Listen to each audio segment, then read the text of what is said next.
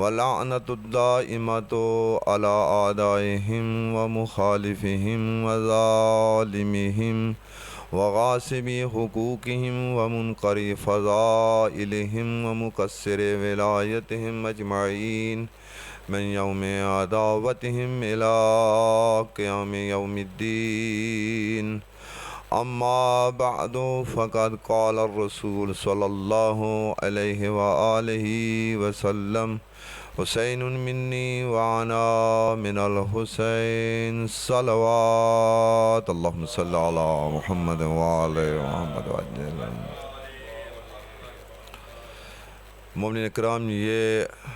On line مجلس جس کے بانی سید بلال حیدر نقوی صاحب ہیں، اس مجلس سے خطاب کا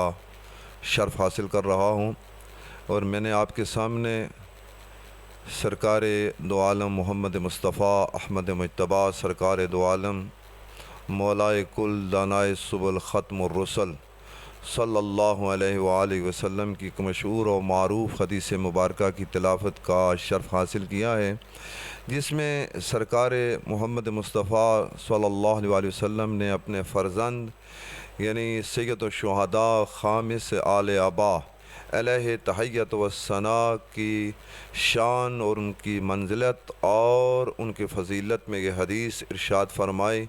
فرماتے ہیں کہ حسین منی وانا من الحسین، حسین مجھ سے ہے اور میں حسین سے ہوں. یہ محرم اور سفر کے ایام جن میں دنیا بھر میں عاشقان اہل البیت اور عاشقان سید الشہداء و شیفتگان اہل البیت اطہار علیہم الصلاۃ والسلام مجالس عزا، مجالس سوگواری، مجالس عزاداری بپا کرتے ہیں اور اہل بیت اطہار علیہم الصلاۃ والسلام سے اپنی محبت کا اور اپنی عقیدت کا اظہار کرتے ہیں. اور پوری دنیا میں محرم اور سفر یہ 2 مہینے مختص ہوتے ہیں فرزند پیغمبر کے ساتھ، اور سید الشہداء کے عظیم قیام اور عظیم قربانی کی جس کی مثال نہ اولین میں ملتی ہے اور نہ آخرین میں ملتی ہے، اس کی معرفت حاصل کی جاتی ہے. یعنی عرفان حسین ان مجالس کے حوالے سے، ان مجالس کا جو بنیادی مقصد یہ ہے کہ معرفت حسین حاصل ہو، معرفت اہل البیت اطہار علیہم الصلاۃ والسلام حاصل ہو. لہٰذا دنیا بھر میں جہاں بھی اہل البیت اطہار علیہم الصلاۃ والسلام کے چاہنے والے ہیں مجالس کا اہتمام کرتے ہیں. یہ مجلس بھی اسی سلسلے کی ایک کڑی ہے، اور آج کی اس مجلس میں گزارش یہ کرنا چاہتا ہوں کہ ہمیں سید الشہداء کے بارے میں علماء نے بہت کچھ کہا ہے، دانشوران ملت نے بہت کچھ کہا ہے، اسی طرح جو حکماء ہیں، فلسفی حضرات ہیں، انہوں نے بہت کچھ کہا ہے کہ جو فرزند پیغمبر سید الشہداء علیہ الصلاۃ والسلام کے بارے میں کہا ہے. لیکن میں سمجھتا ہوں کہ یہ ناکافی ہے. ہمیں اگر سید الشہداء کا عرفان حاصل کرنا چاہتے ہیں ہم، تو ہمیں قرآن کریم کی تلاوت کرنا پڑے گی، قرآن کریم کی تفسیر کو دیکھنا پڑے گا. اور دوسرا جو ہمارے پاس منبع اور ماخذ اور مصدر ہے وہ حدیث سے سید المرسلین اور ائمہ طاہرین علیہم الصلاۃ والسلام کا کلام ہے کہ جو سید الشہداء کی معرفت کا ایک وافر حصہ ہمارے پاس موجود ہے، کہ جس کے ذریعے سے ہم سید الشہداء کا عرفان حاصل کر سکتے ہیں. اور ان کی جو عظیم قربانی ہے قیام کربلا ہے، قیام سید الشہداء ہے، اس کے اغراض و مقاصد اور اس کے اہداف کو ہم بہتر طریقے سے سمجھ سکتے ہیں. جیسا کہ میں نے آپ کی خدمت میں یہ گزارش کی ہے اور یہ عرض کیا ہے، اور بار دیگر میں یہ عرض کر رہا ہوں، اور یہ تھوڑا سا اس کے لیے ہمیں متوجہ ہونے کی ضرورت ہے کہ ہم خود جو قیام بپا کرنے والی ہستی ہیں، یعنی ابا عبداللہ فرزند پیغمبر سید الشہداء، وہ خود اس قیام کے بارے میں، کربلا کے بارے میں ان کے کیا نظریات ہیں اور ان کا اس بارے میں کیا وہ اہداف اور قیام جو ہے سید الشہداء کے، اس کے بارے میں کیا کہتے ہیں. لہٰذا جب کلمات امام حسین علیہ الصلاۃ والسلام کی طرف ہم متوجہ ہوتے ہیں، اور خوش قسمتی سے بہت زیادہ وافر مقدار میں سید الشہداء کا کلام ہمارے پاس موجود ہے، جس سے ہم سمجھ سکتے ہیں کہ کربلا کا مقصد کیا تھا، کربلا کس لیے برپا ہوئی، اور کربلا کا یہ جو واقعہ ہے یہ ایک عظیم واقعہ ہے کہ عظیم قربانی ہے. اس کے اغراض و مقاصد کیا ہیں اور اس کا فلسفہ کربلا کیا ہے، فلسفہ قیام امام حسین علیہ الصلوۃ والسلام کیا ہے، یہ اس وقت تک کما حق کو ہم نہیں سمجھ سکتے کہ جب تک سید الشہداء کے کلام کی روشنی میں ہم اس کو سمجھنے کی کوشش نہ کریں۔ وگرنہ دیکھیں پوری دنیا میں سید الشہداء، کوئی کہتا ہے کہ یہ قیام ایک سیاسی قیام تھا، کچھ حضرات جو ہیں وہ اس کو یہ کہتے ہیں کہ یہ امت کے گناہوں کا کفارہ یہ قیام تھا، کچھ حضرات جو ہیں کہ وہ اس کے بارے میں ایک عجیب عرفانی قسم کی اس کی تفسیر کرتے ہوئے نظر آتے ہیں۔ لہٰذا فرزند پیغمبر سید الشہداء نے اس وقت تک اپنے نانا یعنی مدینہ منورہ، اپنے نانا کا شہر جو تھا، جو وحی کا شہر تھا، جو قرآن کریم کا شہر تھا، جو شہر نبوت تھا، شہر نبی تھا، جس کے اندر مسجد نبی موجود تھی، اس وقت تک سید الشہداء علیہ الصلوۃ والسلام نے اپنے نانا کے شہر کو نہیں چھوڑا جب تک کربلا کے اغراض و مقاصد، قیام کربلا کے اغراض و مقاصد کو بیان نہیں کیا اس وقت تک۔ یعنی سید الشہداء ایک ذمہ دار ہستی ہیں، سید الشہداء فرزند پیغمبر بھی ہیں اور اللہ کی دھرتی پر ولی اللہ العظم ہیں، اور سید الشہداء وقت کے امام ہیں، اور امام کا کوئی بھی فعل، امام کا کوئی بھی عمل، امام کا کوئی بھی قول وہ حکمت سے خالی نہیں ہوتا، اور وحی الہیہ سے مسلسل وہ کلام ہوتا ہے، اور ان کے اقدام جو ہوتے ہیں وہ رضائے الہی، رضائے مصطفیٰ کے لیے وہ قیام کرتے ہیں۔ لہذا سید الشہداء نے جانتے تھے اس کے بعد کہ بنو امیہ اور اس کے بعد آنے والے بنو عباس اور دیگر جو مورخین ہیں وہ پروپیگنڈا اس کے حوالے سے کریں گے کہ پتہ نہیں حکومت حاصل کرنے کے لیے گئے ہیں، کس مقصد کے لیے گئے ہیں۔ لہذا سید الشہداء نے اپنے قیام کا جو نقطہ آغاز ہے اس سے ہی اپنے قیام کی خود تفسیر کی ہے، یعنی مفسرین کے حوالے نہیں کیا ہے۔ سید الشہداء نے مفکرین کے حوالے نہیں کیا ہے کہ آپ کی جو فکر ہے وہ سلامت رہے، آپ کی جو تفسیر ہے وہ سلامت رہے، لیکن میں فرزند پیغمبر اپنے اوپر واجب سمجھتا ہوں کہ اپنے قیام کی میں خود تفسیر کروں اور اپنی یہ تفسیر خود بیان کروں تاکہ بعد میں آنے والے کربلا کی حقیقت کو سمجھیں، کربلا کے قیام کو سمجھیں۔ لہذا سید الشہداء کا جو نقطہ آغاز ہے قیام کا، یعنی مدینہ سے شروع ہوتا ہے کربلا، اور پھر سے کربلا میں ختم نہیں ہو جاتا ہے، مدینہ سے مکہ، مکہ سے کربلا، اور پھر کربلا میں اس قیام کی ایک اور پہلو ہمیں نظر آتا ہے، یہ قیام حسین ہے اور وہ قیام زینبی ہے، اور وہ قیام زینبی کربلا سے شروع ہوتا ہے کوفہ، اور کوفہ سے شروع ہوتا ہے اور شام تک جاتا ہے، اور پھر وہاں ختم نہیں ہوتا، شام سے پھر کربلا، کربلا سے پھر واپس مدینہ۔ لہٰذا یہ دو قیام ہو، ایک ہے قیام کربلا، یعنی اس کو ہم یوں کہہ سکتے ہیں کہ قیام حسین ابن علی، اور دوسرا قیام ہے وہ قیام زینبی ہے، یعنی شریکت الحسین ثانی زہرا حضرت زینب الکبریٰ سلام اللہ علیہا۔ لہٰذا یہ جو قیام ہے وہ اس قیام کی تفسیر جاننا بہت ضروری ہے کہ اس کے اغراض و مقاصد کیا تھے اور اس کے اہداف کیا تھے جو فرزند پیغمبر کے سامنے تھے۔ لہٰذا میں اس جو مجلس ہے، ظاہر ہے یہ طویل مجلس نہیں ہے، یہ مختصر مجلس ہے، میں اس مجلس میں جو 35 منٹ کی مجلس ہے اس میں آپ کی خدمت میں یہ گزارش کرنا چاہتا ہوں اور سید الشہداء کے کلام کی روشنی میں یہ گزارش کرنا چاہتا ہوں کہ سید الشہداء علیہ الصلوۃ والسلام اپنے نانا کی قبر مطہر میں تشریف فرما تھے کہ ایک قاصد آتا ہے، حکومت کی طرف سے قاصد آتا ہے، اور وہ آ کے سید الشہداء کو کہتا ہے کہ آپ کو دارالامارہ یعنی گورنر ہاؤس میں آپ کو طلب کیا گیا ہے، اور سید الشہداء کو ایک خط ان کو پیش کیا جاتا ہے۔ سید الشہداء اس کو وصول کرتے ہیں اور گھر میں آتے ہیں، جب اس کو کھولتے ہیں تو اس کے اندر یہ پیغام ہوتا ہے گورنر ہاؤس کی طرف سے جو گورنر مدینہ تھا کہ آپ کو طلب کیا گیا ہے کہ آپ دارالامارہ یعنی گورنر ہاؤس، جس کو آج کی زبان میں ہم گورنر ہاؤس کہہ سکتے ہیں، وہاں پہ آپ تشریف لائیں۔ سید الشہداء نے اپنے بنو ہاشم جو قبیلہ کے افراد تھے اور دیگر اہل البیت جو تھے ان سے مشورہ کیا، اور سید الشہداء نے کہا کہ اس طرح مجھے طلب کیا گیا ہے اور میں وہاں دارالامارہ میں جانا چاہتا ہوں۔ تو جب مشورہ کیا تو ان جو بنو ہاشم کے سرکردہ تھے حضرت ابوالفضل العباس، انہوں نے کہا قبلہ آپ امام ہیں، آپ فرزند پیغمبر ہیں، ہم تو آپ کے کسی فعل پر کوئی اعتراض نہیں کرتے، لیکن یہ ہے کہ ہمیں اس چیز کی اجازت دے کہ ہم آپ کو اکیلے نہ جانے دیں، ہم آپ کے ساتھ جانا چاہتے ہیں تو سید الشہداء نے کہا کہ اے میرے بھائی عباس، میری جان تم پر فدا ہو جائے، ہاں اور میں ٹھیک ہے، میں اس بات کو قبول کرتا ہوں کہ آپ ہمارے ساتھ چلیں۔ تو تاریخ والوں نے لکھا ہے کہ اچھے خاصے بنو ہاشم کی ایک تعداد تھی جو فرزند پیغمبر کے ساتھ گئی۔ جب وہاں پہ پہنچے دارالعمارہ پہ، تو یہ اغراض و مقاصد آپ کی خدمت میں بیان کیے جا رہے ہیں، یعنی فلسفہ قیام امام حسین جو امام حسین علیہ السلام کی زبان اطہر سے یہ صادر ہوا ہے، وہ آپ کی خدمت میں اس لیے اتنی تمہید میں باندھ رہا ہوں تاکہ میری گفتگو کا کوئی حصہ ایسا نہ ہو کہ وہ یعنی کمزور ہو، کوئی ویک پوائنٹ ایسا نہ ہو۔ اور ویک پوائنٹ کب ہوتا ہے؟ جب ہم اپنی طرف سے کوئی چیز داخل کریں مجلس میں، اپنی طرف، جب خدا کی طرف سے ہو، مصطفیٰ کی طرف سے ہو، اہل بیت اطہار علیہ الصلوۃ وہ خود سید الشہداء کی طرف سے ہو، تو وہ چونکہ اللہ نے ان کو امام بنایا ہے، لہٰذا ان کی بات جو ہوتی ہے وہ انتہائی محکم بات ہوتی ہے، قرآن کی بات محکم ہوتی ہے، مصطفیٰ کی بات محکم ہوتی ہے، علی کے مرتضیٰ کی بات محکم ہوتی ہے۔ سید الشہداء جب دارالعمارہ کے مین گیٹ پر پہنچے تو وہاں پر کہا کہ ہے بنو ہاشم، اے میرے بھتیجو، اے میرے بھائیو، چونکہ اس نے مجھے اکیلا طلب کیا، آپ یہاں پہ رک جاؤ اور میں خود جا کے اس سے ملتا ہوں، تو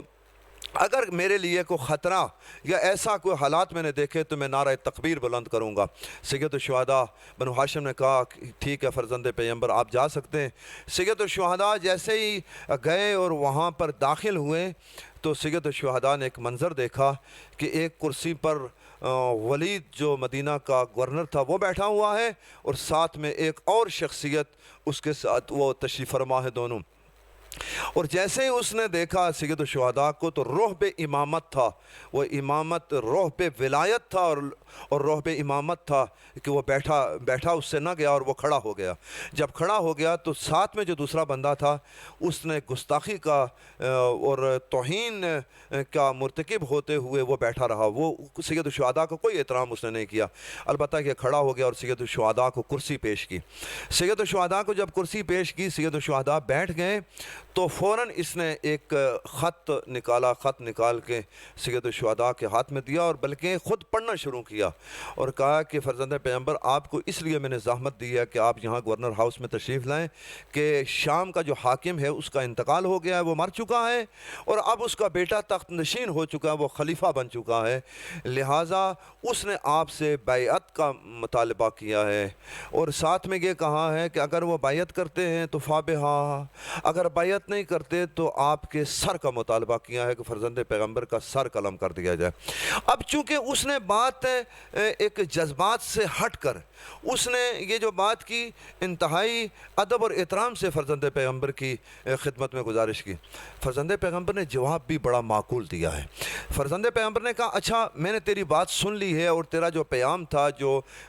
دارالحکومت سے، دارالخلافہ سے جو پیغام آیا، اس کو پیغام کو میں نے سن لیا ہے۔ اب چونکہ یہ رات کی تاریکی ہے، اس طرح کرنا کل تم پورے مدینہ کو جمع کرنا اور سب مدینہ کو جب تم جمع کرو گے تو وہاں پر یہ پیغام تم سنانا، پھر دیکھیں گے کہ خلافت اور بیعت کا حقدار کون ہے۔ یعنی رات کی تاریکی میں نہیں، دن کی روشنی میں تم یہ اعلان کرنا، جب سارا مدینہ مسجد نبی میں اکٹھے کر لو یا جو بھی جگہ تم مناسب سمجھتے ہو اس جگہ پر سب کو اکٹھا کرو، اس میں بھی ہوں گا، تم بھی ہوگے اور سارا مدینہ ہوگا، تو اس وقت یہ تم بیان کرنا، پھر دیکھیں گے کہ خلافت اور بیعت کا حقدار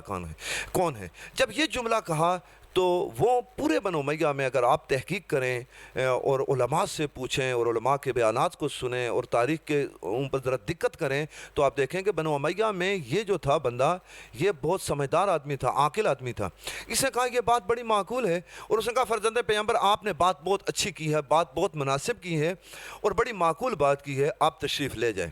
اور پھر کل اس کے بارے میں کچھ دیکھا جائے گا۔ جیسے یہ جملہ کہا تو جیسا کہ میں نے ابھی مجلس کے دوران آپ کی خدمت میں یہ گزارش کی ہے کہ اس کے بائیں جانب ایک شخص بیٹھا تھا جس کا نام مروان تھا۔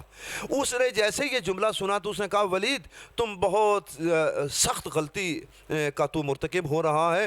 سید الشہداء یہ فرزند پیغمبر ابھی جا رہے ہیں تو ابھی یہ موقع ان سے بیعت لے لے،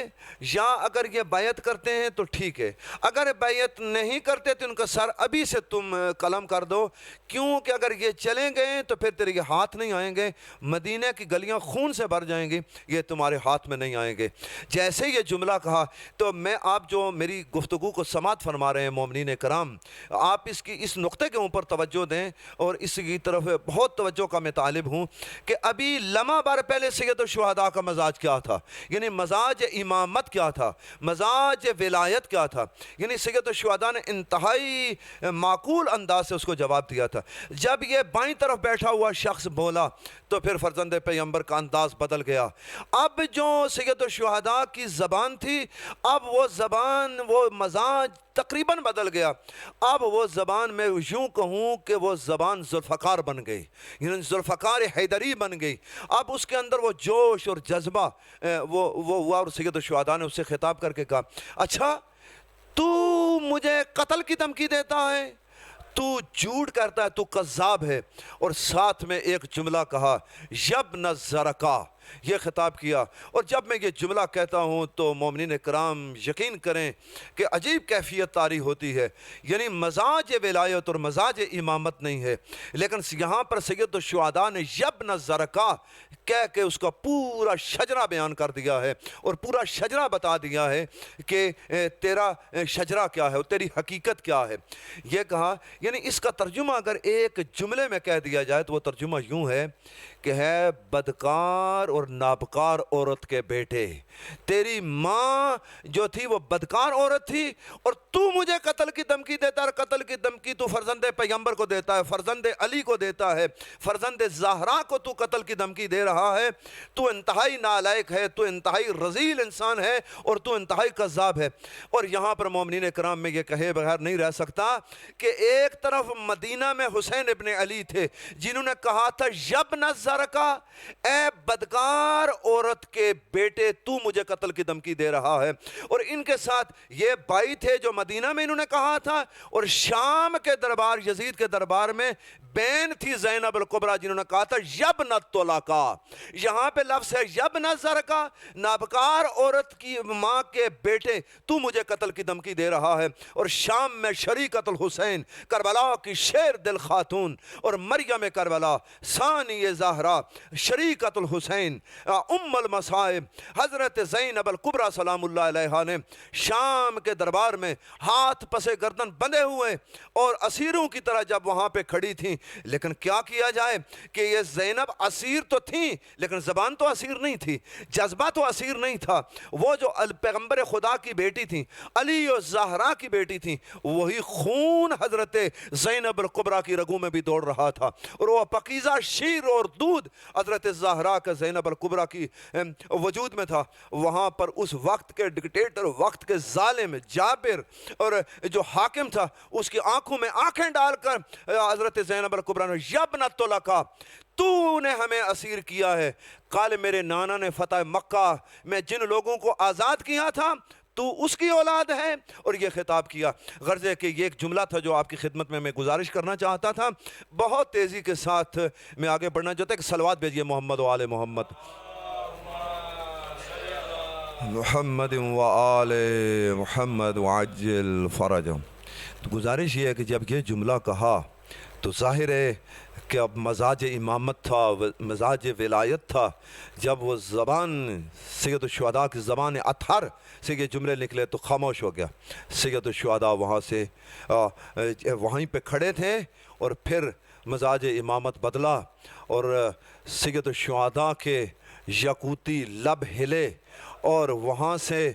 یعنی ایسی زبان تھی جو وحی ترجمان تھی، ہاں جی، جو قرآن کی ترجمان زبان تھی، جو رسالت کی ترجمان زبان تھی، جو توحید کی ترجمان زبان تھی، وہ زبان گویا ہوئی۔ اور پھر سید الشہداء نے خطاب کیا، کہا ایھا الولید،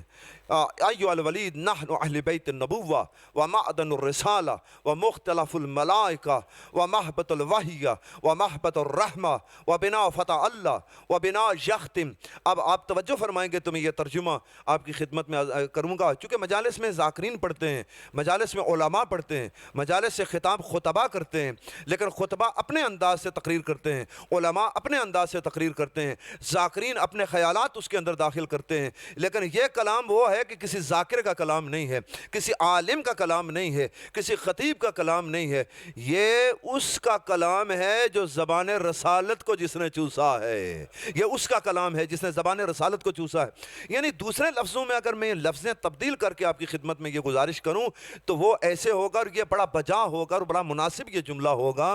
کہ اب سید الشہداء دربار، دشمن کے دربار میں، یعنی ولید کے دربار میں جو اپنی اور اپنے خاندان کی فضیلت بیان کی ہے، یعنی فضیلت حسین، حسین کی زبانی، فضائل حسین، حسین کی زبانی، یعنی جو صاحب فضیلت ہے وہ اپنے فضائل خود بیان کر رہا ہے۔ اب پہلا جملہ بہت کمال کا جملہ ہے، یعنی اہل بیت اطہار علیہ السلام اور سید الشہداء کی فضیلت میں سید الشہداء کی لبہائے اطہر سے، زبان پاک و پاکیزہ سے نکلا ہوا یہ جملہ، کہتے ہیں اے ولید، بعض حضرات کہتے ہیں کہ ایو الامیر، میں نہیں مانتا کہ یہ جملہ سید الشہداء کی زبان سے نکلا ہو، کہ سید الشہداء امیر کائنات میں صرف مولا علی کی ذات ہے، جو امیر المومنین کی ذات ہے وہ ایک ذات ہے کہ جن کو امیر المومنین کہا جاتا ہے، امیر نہیں کہا، ایو الولید کہا ہے، ایو الولید، اے ولید سنو، نحن اہل بیت النبوہ، یاد رکھو اے ولید ہم اہل بیت نبوت ہیں۔ یہاں جو نقطہ سمجھنے کا قابل ہے اور غور کرنے کے قابل ہے اور دقت کرنے کے قابل ہے کہ غور و فکر کیا جائے، وہ جملہ یہ ہے کہ سید الشہداء نے فرمایا کہ اہل بیت نبوت ہیں ہم، یعنی نبی کے رشتہ دار اور ہیں اور نبوت کے رشتہ دار اور ہیں۔ یا علی، یعنی پیغمبر کے فرزند، پیغمبر گرامی کے فرزند فرما رہے ہیں کہ نبوت کے رشتہ دار بہت سے ہوں گے، ہم نبی کے رشتہ دار نہیں ہیں، ہم نبوت کے رشتہ دار ہیں۔ میں وقت کی تنگی کو ملحوظ خاطر رکھتے ہوئے بہت تیزی کے ساتھ آگے بڑھنا چاہتا ہوں۔ پھر فرماتے ہیں وَنَحْنُ أَهْلُ بَيْتِ النَّبُوَّةِ وَمَعْدَنُ الرِّسَالَةِ،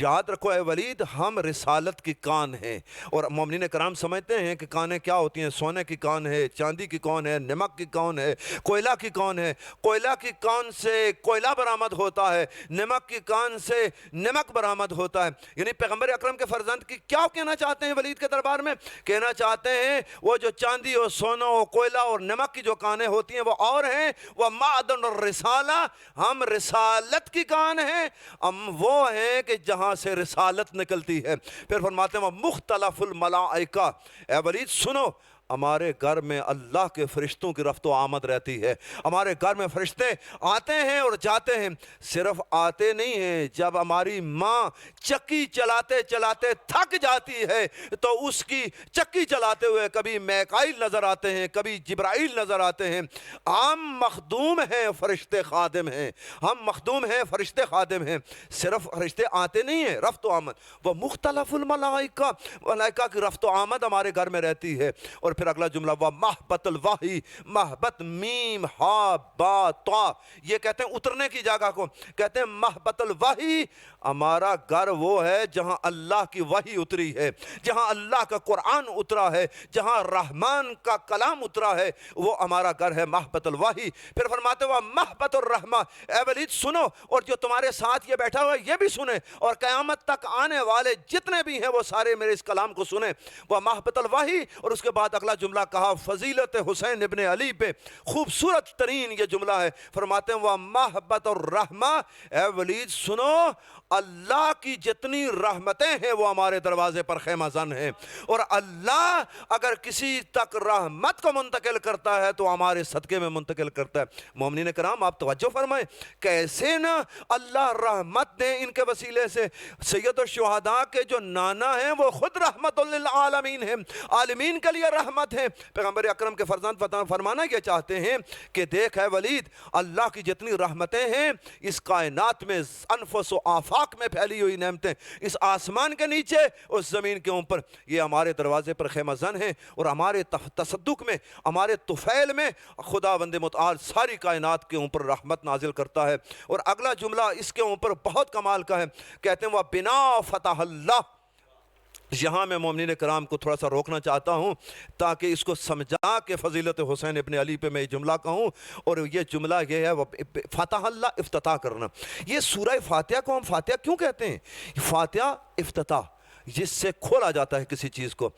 چونکہ سورہ فاتحہ سے قرآن کا افتتاح ہوتا ہے، سورہ فاتحہ سے قرآن کا افتتاح ہوتا ہے۔ دنیا بھر میں دیکھ لیں، ہر جگہ پہ کہیں نہ کہیں کسی بلڈنگ کا افتتاح ہو رہا ہے، کسی سکول کا افتتاح ہو رہا ہے، کسی کالج کا افتتاح ہو رہا ہے، کسی جامعہ کا یونیورسٹی کا افتتاح ہو رہا ہے، کسی مسجد کا افتتاح ہو رہا ہے، کسی امام بارگاہ کا افتتاح ہو رہا ہے۔ اگر امام بارگاہ کا افتتاح لوگ کرنا چاہیں تو کسی ذاکر کو بلاتے ہیں، کسی مسجد کا افتتاح کرنا چاہیں تو کسی مذہبی شخصیت کو بلاتے ہیں، اور اگر کسی سکول اور کالج یونیورسٹی کا تو کسی ماہر تعلیم کو اس کے افتتاح کے لیے بلایا جاتا ہے۔ اب اگر مومنین کرام آپ متوجہ ہیں تو میں فضیلت حسین ابن علی میں خوبصورت ترین جملہ آپ کی بہترین سماعتوں کو ہدیہ کرنا چاہتا ہوں۔ سید الشہداء فرماتے ہیں ولید و بنا فتح اللہ، اللہ نے اس کائنات کا افتتاح ہم سے کیا ہے، اللہ نے اس کائنات کو بنایا ہے تو ہماری محبت میں بنایا ہے۔ بنا فتح اللہ یعنی کائنات بنائی ہے تو اس سے افتتاح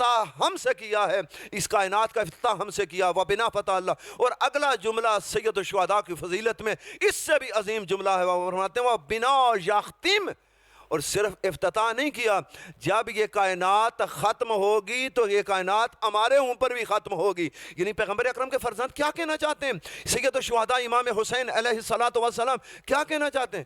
پیغمبر اکرم کے فرزند یہ کہنا چاہتے ہیں کہ جب تک ہمارا آخری امام آئے نا یہ کائنات ختم۔ آج بھی لوگ نجومیوں سے جب پوچھتے ہیں قیامت کب ہوگی، قیامت کب ہوگی، قیامت کب ہوگی، لوگ جاتے ہیں پامسٹوں کے پاس جاتے ہیں، نجومیوں کے پاس جاتے ہیں، حساب کتاب علم رمل علم جفر کے پاس جاتے ہیں، ہم کسی کے پاس نہیں جاتے۔ ہمیں معلوم ہے کہ جب تک آخری آئے نا قیامت آ نہیں سکتی۔ یا علی، میں مجلس کو بہت تیزی کے ساتھ اللہم صلی علی محمد و آل محمد، چونکہ اس مجلس میں مصائب بھی بیان کیے جائیں گے اور وقت کی نزاکت کا مجھے اندازہ ہے، اور میں بہت تیزی کے ساتھ پھر فرماتے ہیں۔ اس کے بعد اچھا یہ سارا تعارف کیوں کروایا ہے سید الشہداء علیہ الصلوۃ والسلام نے؟ اس کے بعد فرماتے ہیں وَيَزِيدُ رَجُلٌ فَاسِقٌ وَشَارِبُ الْخَمْرِ وَقَاتِلُ النَّفْسِ الْمُحْتَرَمَةِ وَمُعْلِنٌ بِالْفِسْقِ۔ فرماتے ہیں کہ جس یزید کی تو نے مجھ سے بیعت کا مطالبہ کیا ہے وہ یزید ایک فاسق آدمی ہے، وہ شراب نوشی کا مرتکب ہوتا ہے، وَشَارِبُ الْخَمْرِ وَقَاتِلُ النَّفْسِ الْمُحْتَرَمَةِ، اور اللہ نے جس نفس کو، جس انسان کو، جس جان کو قتل کرنے سے منع کیا ہے اسی کا وہ قاتل ہے، مجرم ہے، لٹیرا ہے، رذیل ہے۔ اور اس کے بعد فرمایا مُعْلِنٌ بِالْفِسْقِ، ایک ہوتا ہے چھپ کے گناہ کرنا، مخلوق خدا سے اپنے آپ کو چھپا کے گناہ کرنا۔ یزید تو اعلانیہ فاسق بھی ہے، فاجر بھی ہے، کھلم کھلم گناہ کا مرتکب ہوتا ہے۔ اور اس کے بعد سید الشہداء نے ایک عجیب جملہ کہا، پھر فرمایا مثلی لا یبائی او مثلا۔ اب مومنین کرام آپ توجہ فرمائیں کہ یہ سید الشہداء نے اپنا تعارف کیوں کروایا، سید الشہداء نے اپنے مد مقابل یزید کا تعارف کیوں کروایا؟ سید الشہداء نے اپنا تعارف اس لیے کروایا کہ اے ولید ذرا غور تو کر، میرا خاندان دیکھ، میرا ماضی دیکھ، میرا مستقبل دیکھ، میرا حال دیکھ، میرا نانا دیکھ، میری نانی دیکھ، میرا دادا دیکھ، میری دادی دیکھ، میرا پورا خاندان دیکھ۔ اب میں ہوں شجرہ طیبہ،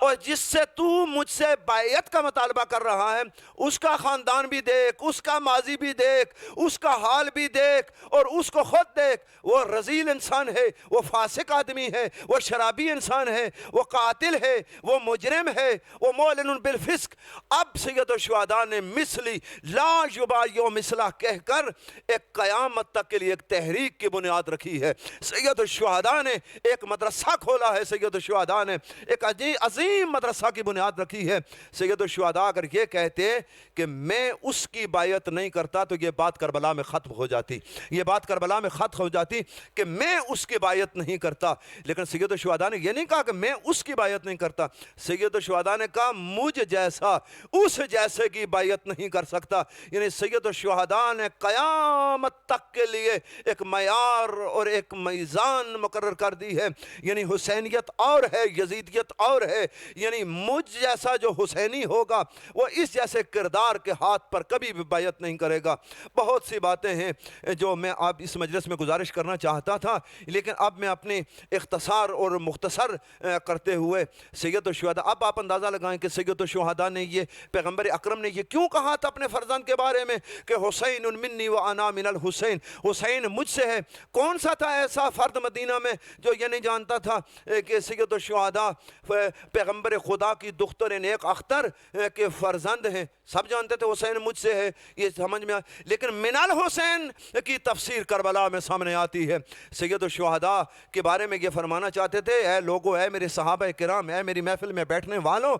یاد رکھو کہ حسین کا وجود میرے وجود کی وجہ سے ہے، میرے وجود کی وجہ سے، اگر میں نہ ہوتا تو حسین نہ ہوتے۔ یہ ہے حسین منی وانا من الحسین، اور یہ اس کا ترجمہ اور اس کی تشریح اور اس کی تفسیر ایک جملے میں اگر میں کرنا چاہوں تو وہ یہ ہے من الحسین، یعنی پیغمبر اکرم فرمانا یہ چاہتے ہیں کہ 3 شعبان 4 ہجری سے لے کر 61 ہجری کی عصر عاشور تک حسین مجھ سے ہے، اور 61 ہجری کی عصر عاشور سے لے کر صبح قیامت تک میں اور میرا نظام حسین ابن علی سے ہے، میری شریعت حسین ابن علی، میری شریعت کی بقا کا سبب حسین ابن علی ہے۔ بس میں آپ گفتگو کو ختم کر کے منزل مصائب کی طرف جاتا ہوں، لیکن آزادارو، آپ جو اس مجلس میں شریک ہیں، جو مجلس کو سماعت فرما رہے ہیں، لیکن اس کے لیے حسین ابن علی کو بڑی قیمت چکانا پڑی ہے، اس کو سید الشہداء کو بڑے مصائب اور سید الشہداء کو بڑے شدائد کا سامنا کرنا پڑا ہے۔ آزادارو، میں چاہتا تھا کہ کچھ مصائب تفصیل سے آپ کی خدمت میں عرض کروں، لیکن چونکہ یہ چہلم قریب گزرا ہے اور اس مجلس کو بھی مجلس چہلم کا اگر نام دیا جائے تو یہ بہت مناسب ہوگا، چونکہ کل قریب ترین چہلم گزرا ہے۔ عزادارو، جب یہ لٹا ہوا قافلہ کربلا سے کوفہ سے شام پہنچا تو میں یہ آپ کی خدمت میں کیسے عرض کروں کہ اس قافلے میں جب مدینہ سے چلے تھے تو کتنا تھا قافلہ، جب کربلا سے چلا تو اس وقت اس قافلے میں محترم خواتین کتنی تھیں، اور اسی طرح بچے کتنا تھے، اور مرد حضرات تو آپ جانتے ہیں ایک طرف امام سجاد تھے کہ جن کے گلے میں توق تھا، جن کے ہاتھوں میں ہتھکڑیاں تھیں اور پاؤں میں بیڑیاں تھیں، اور ایک میرے 5ویں امام محمد باقر علیہ السلام اس ملعون کے دربار میں پہنچے۔ عزادارو، اس دربار میں پہنچے کہ جو عجیب منظر تھا اس دربار کا، عزادارو، کہ اس منظر میں وہ شرابی کا دربار اور پیغمبر خدا کی بیٹیاں، غرضے کے بعض مورخین نے لکھا ہے 7 دن، بعض مورخین نے لکھا ہے 20 دن، بعض مورخین نے 6 ماہ کا تذکرہ کیا ہے، بعض مورخین اس تک ہے کہ 1 سال تک اس قید میں رہے، لیکن میں اس بحث میں نہیں پڑھتا کہ سال رہے یا 6 ماہ رہے۔ میں کہا کرتا ہوں کہ دکھ کی بات تو یہ ہے کہ پیغمبر خدا کی بیٹی اگر 1 دن بھی چلے جائے یزید کے دربار میں اور زندان میں چلے جائے تو ہمارے لیے رونے کا سبب ہے۔ یہ دیکھو کہ یہ بیٹی کس کی ہے، ارے یہ وہ اس کی بیٹی ہے جس کی ماں کا جنازہ رات کی تاریکی میں اٹھا تھا۔ عزادارو، یہ کیسے آپ کی خدمت میں عرض کروں، جتنے بھی دن رہے، ایک دن سید سجاد کو یزید نے طلب کیا اور کہا کہ اے سید سجاد، میں آپ کو رہا کرنا چاہتا ہوں، میں آپ کو آزاد کرنا چاہتا ہوں۔ میرے آقا کی چیخ نکل گئی، روتے ہوئے گریہ کرتے ہوئے بلند آواز سے گریہ کرنے لگے، کہنے لگے اچھا ذرا ٹھہر، میں اپنی پھوپھی سے پوچھ کے آتا ہوں، اس قافلے میں وقت کا امام تو ہوں لیکن اس قافلے کی سردار میری پھوپھی زینب بنت علی ہے۔ عزادارو گئے اور ایک مرتبہ جب زینب عالیہ ثانی زہرا کی خدمت میں عرض کیا تو پھر ثانی زہرا گریہ کرنے لگیں، کہنے لگیں اس ملعون سے کہو کہ اگر ہمیں رہا کرنا چاہتا ہے تو ہمارے 3 مطالبے ہیں، وہ 3 مطالبے ہمارے پورے کرے۔ ایک تو یہ ہے کہ ہمیں سر شہداء واپس کیے جائیں، اور شام غریباں کو، دوسرا ہمارا مطالبہ یہ ہے شام غریباں کو لوٹا ہوا مال و اسباب، اگر اور کچھ نہیں ملتا تو ہماری چادریں واپس کی جائیں۔ اور پھر عزادارو، پھر ایک تیسرا دوسرا مطالبہ کیا کہ ایک مکان ہمیں خالی کر کے دیا جائے۔ عزادارو کیسے آپ کی خدمت میں عرض کروں کہ یہ مکان کس لیے ہے میری آقا ذاتی مطالبے میں رکھ رہی ہیں؟ کہتی ہیں جب سے ہمارے شہید ہوئے ہیں ہم اپنے شہیدوں کے اوپر گریہ نہیں کر سکے، ان کے اوپر ہم رو نہیں سکے، ہم جی بھر کے آنسو نہیں بہا سکے۔ تینوں مطالبے منظور ہو گئے۔ عزاداروں میں بہت جلدی کر رہا ہوں، اب سرحائے شہداء لائے گئے۔ اب عزاداروں آپ اندازہ کریں جب سرحائے شہداء زندان میں لائے گئے ہوں گے تو کیا کیفیت ہوئی ہوگی۔ عزاداروں بیبیاں تڑپ کے اٹھی۔ جب میرے آقا سید الشہداء کا سر اٹھا تو سب سے پہلے میرے آقا زادی زینب نے سید الشہداء کا سر لیا، حضرت عباس کا سر حضرت ام کلثوم نے لیا، حضرت اکبر کا سر حضرت ام لیلہ نے لیا، حضرت قاسم کا سر حضرت ام فروہ کی گود میں آ گیا۔ اور اب میں کہتا ہوں ایک 6 ماہ کا سر تھا جو ام رباب کی گود میں آیا۔ راوی کہتا ہے میں نے دیکھا کہ 2 سر ایک کونے میں پڑے ہوئے تھے۔ میں نے پوچھا فرزند پیغمبر مجھے یہ بتائیں کیا ان بچوں کی کوئی ماں نہیں ہے؟ تو کہا سید سجاد نے جواب دیا اے راوی اے سوال کرنے والے ایسے نہ کہہ، یہ میری پھپھی کے 2 بیٹے اون و محمد ہیں۔ وہ کہتی ہیں میں اپنے بھائی کا ماتم کروں گی، میں نے تو یہ اپنے بچے بھائی کے اوپر فدا کر دیے ہیں۔ عزادارو میں منزل مصائب میں زیادہ طویل اس کو نہیں کرنا چاہتا۔ غرضے کے وہ آزاد کر دیے گئے اسیران اہل البیت۔ میں کہا کرتا ہوں جب مدینہ سے چلے تھے تو کتنے معامل تھے، جب کربلا سے چلے تو کتنے معامل تھے، جب آزاد ہوئے تو صرف 3 معامل تھے۔ عزادارو 3 معامل تھے، لیکن جب 3 معاملوں پہ بیبیاں سوار ہو گئیں، اللہ جانے کیسے سوار ہوئیں، لیکن ایک مرتبہ میری آقا زادی اپنی چھوٹی بہن ام کلثوم سے کہتی ہیں کہ بہن کلثوم کہیں ام رباب نظر نہیں آ رہی، ام رباب کو تلاش کرو، 3 معاملوں کے اوپر میں نے دیکھا ہے۔ ایک مرتبہ پھر دونوں بہنیں اتری اور اتر کے زندان کی طرف سید سجاد کو لے کے گئیں۔ زندان میں بی بی نہیں ہے، دربار میں بی بی نہیں ہے۔ یا خدایا ہم تو رہا ہو گئی، ہماری بابی ام رباب نہیں مل رہی۔ ایک مرتبہ جب دائیں بائیں تلاش کیا کہیں نہیں، اب آہستہ آہستہ چلے غریبوں کے قبرستان کی طرف۔ ایک عجیب منظر دیکھا کہ ایک ننھی سی قبر ہے جس قبر کے اوپر آقا زادی رباب نے اپنا سینہ رکھا ہوا ہے، اور اس کے اوپر ایک خطاب کے کہہ رہی ہے سکینہ اٹھو بیٹا، سکینہ اٹھو، سکینہ تمہیں مدینہ جانے کا بڑا ارمان تھا، سکینہ تم نے سنا ہم رہا ہو گئے۔ الا لعنت اللہ علی القوم الظالمین۔ الہی بحق زہرا وابیہا وبعلہا وبنیہا وسر المستودع فیہا، پروردگار محمد و آل محمد علیہ السلام کی عزت و عظمت کا واسطہ اس مجلس اعزاء کو اپنی بارگاہ عالیہ میں قبول و منظور فرما۔ پروردگار شرکائے مجلس کے اوپر اپنی رحمت کا نزول فرما۔ پروردگار تمام حضرات و خواتین عزاداران جو اس مجلس میں شریک ہیں سب کی توفیقات میں اضافہ فرما۔ عزاداری سید الشہداء مجلس حسین ابن علی کا دین و دنیا اور آخرت میں بہترین سے بہترین اجر عطا فرما۔ پروردگار ہمارے آقا و مولا ولی عصر کے ظہور میں تعجیل فرما۔ پروردگار دین و دنیا اور آخرت میں ہمیں